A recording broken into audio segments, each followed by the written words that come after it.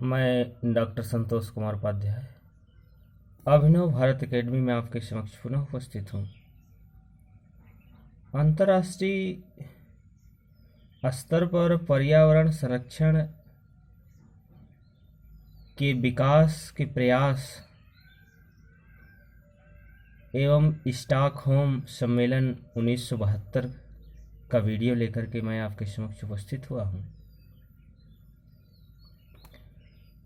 क्योंकि पर्यावरण जो ये अंतर्राष्ट्रीय स्तर की समस्या बनकर के सामने उभरी, इसके लिए राजनीति विज्ञान में प्रशासनिक तौर पर कौन कौन से कदम उठाए गए, अंतर्राष्ट्रीय जगत में क्या प्रयास किए गए इसके संरक्षण के लिए, इसके विकास के लिए।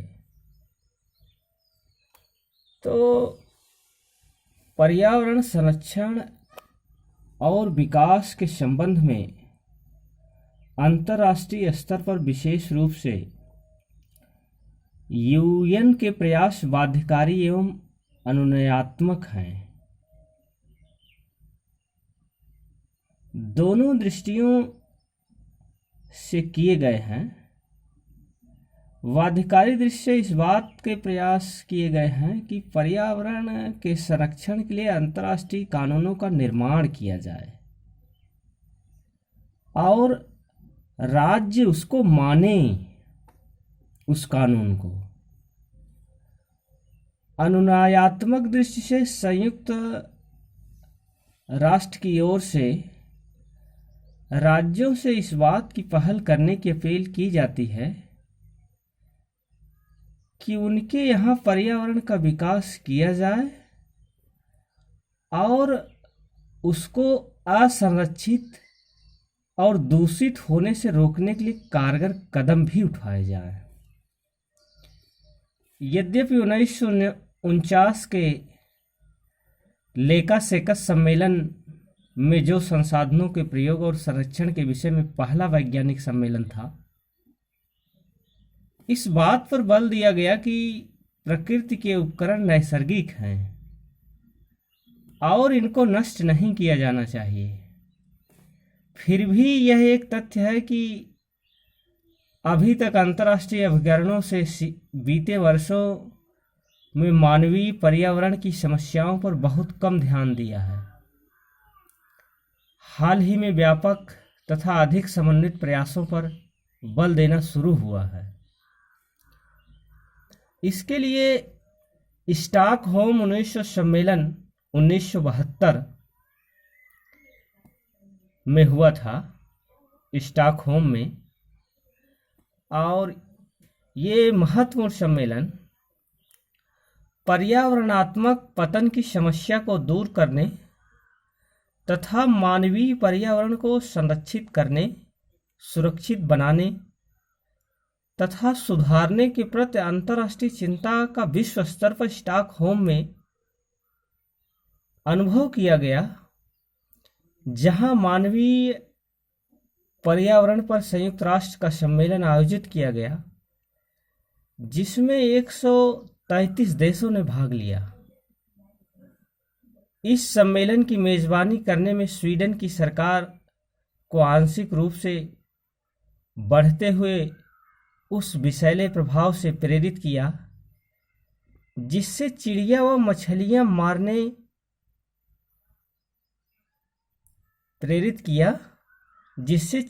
मछलियां मरने लगी तथा लोगों द्वारा लिए जाने वाले खाद्य पर भी उसका घातक प्रभाव पड़ा।